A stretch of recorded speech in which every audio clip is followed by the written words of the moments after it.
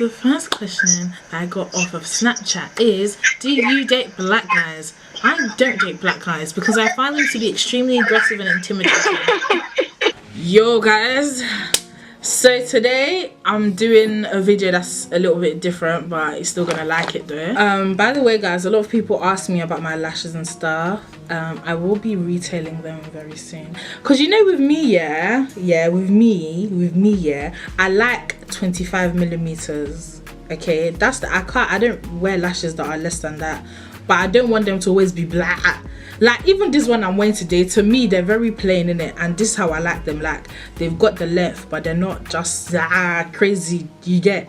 So I'm gonna leave the information in the description below if you're interested. So obviously I've gone to go and ask guys, send me questions, but knowing that you're also intelligent, I wasn't getting the normal questions. I was getting some thought-provoking questions, so I'm excited to like share them with you guys. Okay, so the first question I got was, what positive affirmations do you tell yourself? I'll just be lying, yeah, if I sit here and start telling you guys like, oh, when I wake up in the morning, I go to the mirror, you are powerful. Let's say I have a coursework here and I've just left it to the last minute.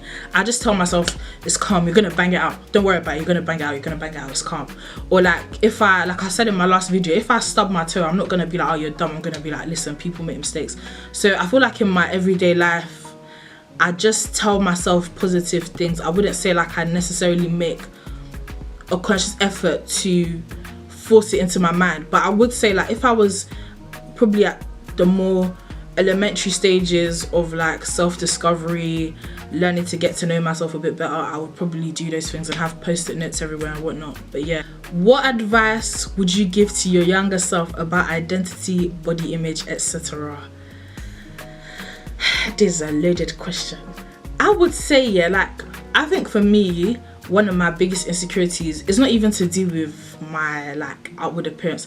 I feel like my personality is very I just shout, I'm just very out there. Like when I walk in somewhere, I'm very like people, you get me. But there's so many stereotypes linked to having such a loud personality. It's like people will say, oh, empty barrels make the loudest noise, oh, people who are loud, they're insecure, stuff like that. So it's always made me feel like, oh, am I doing too much?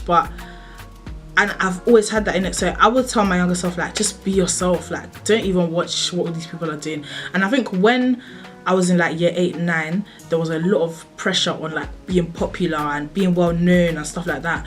So I was just thinking like, why don't these people just like, why am I not a pimping babe?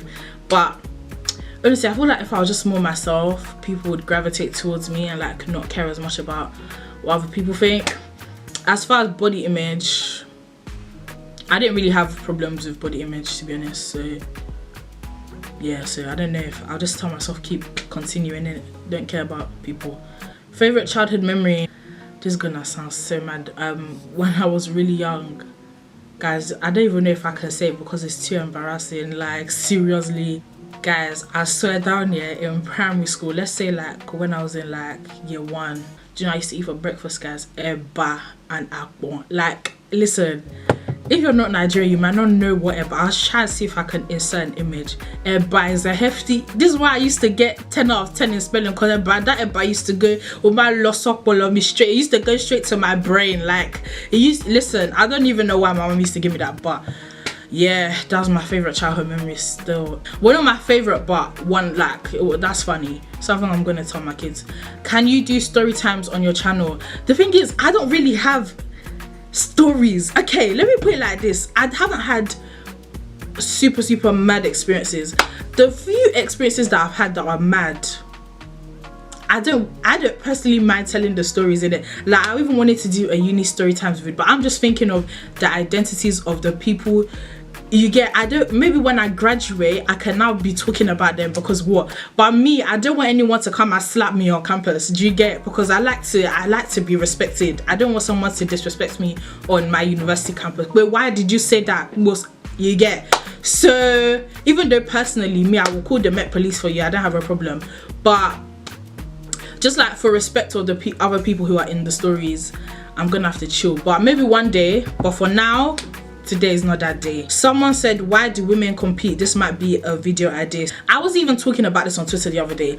Human beings compete. Like, even with Hobbes' state of nature, John Hobbes, I think he was a philosopher, he basically said that where there are limited resources, people will compete. So if we were all stuck on an island and there wasn't enough food to go around, we'll start competing with each other and killing each other and beating each other to attain things. Like, this is what happened. Like, someone was trying to say like, the black community, we compete too much. Let's not act like black people don't support each other. I will tell you for a fact right now, the people who retweet my content when I put it on Twitter is black women specifically. Black men do contribute, but if I'm gonna gauge it on what I've seen, it's probably 80-90% black women. So let's not act like we don't support each other. Or can you see the way I'm talking fast, as in it's getting me like, nigga, what?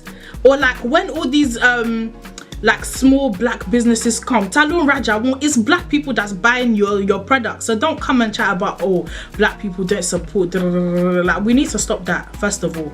But one thing I'll say is that, like, people compete. If there was no competition in this life, people wouldn't have job interviews. They'll just give you the job.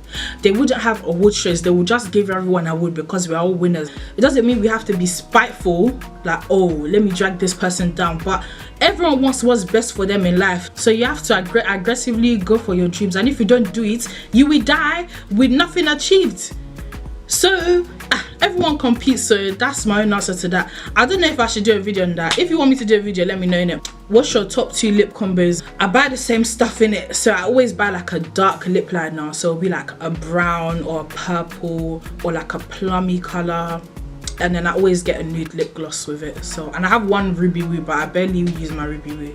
What would be your best advice to get my potential to open up to me? I know I can't force him, but I'm getting impatient. I don't believe in begging men for anything. I don't believe in begging them.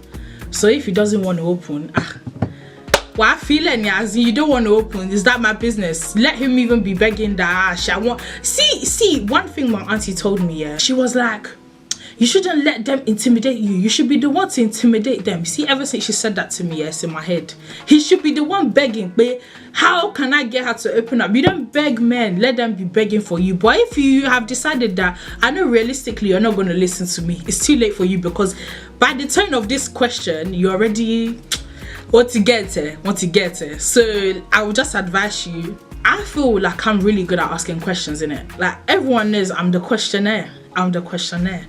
So you have to ask him questions that he's actually going to feel inclined to answer. Don't just be asking him, so what do you want to do when you grow up? So, like, do you like this shoe?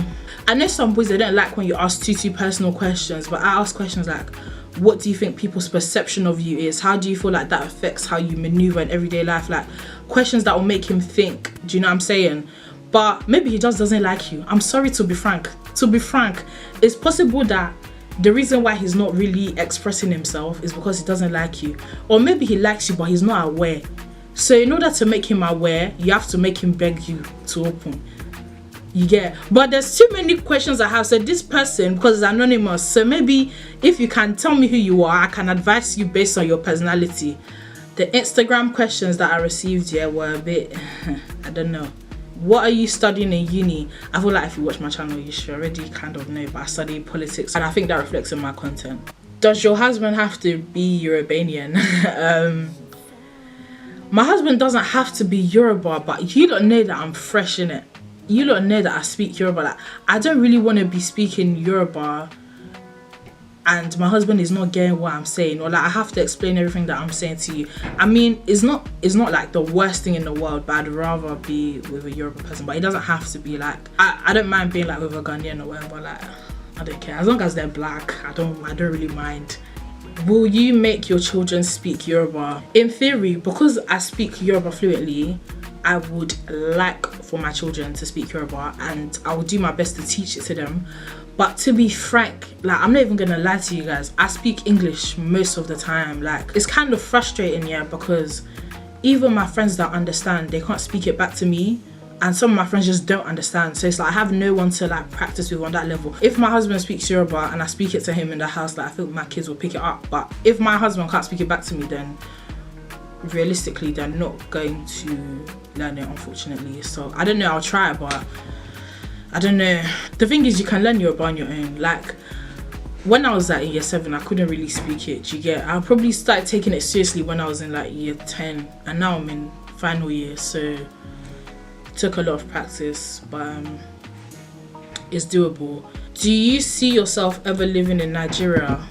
This one is a loaded question. Yeah, I feel like if you haven't been to Africa before, regardless of what country in Africa you're from, if you were like raised here, the first time you go to Africa, it's gonna be like a new awakening, like something in your spirit that was sleeping. Oh my G, it's like something springs up in your spirit that's like, this is where I'm meant to be. It's like the gravity is dragging you, but you need to stay. I can't like explain it, innit?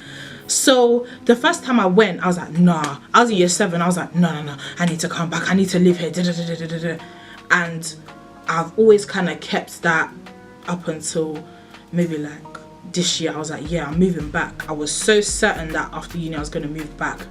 But as great as Nigeria is, yeah, there's too many factors that I just can't negate because I'm too excited and I want to start this business and do that and do. If I should just get one mad illness, yeah, I know deep down that I'm not going to be content with the medical situation there. Because of the way I am, it's very likely that I'll be going back regularly within a year, but I don't think I will actually live there. So that is my Q&A done, guys. I don't think I'm gonna do a Q&A for a long time because I feel like my real this thing is when I really discuss some pressing issues. So yeah, but I want to say thank you to everyone who like subscribed to my channel over the last week. People were like coming for me about my colorism video, and it's like people were now coming for those people on my behalf, but it's just like I really like appreciate that, innit? Like, because you don't even know me and you're defending me, but let them keep on retweeting because money that want views, yeah, so keep views my loss, okay, so let them continue, you get it. Yeah, but thank you guys for watching and I'll see you in my next video.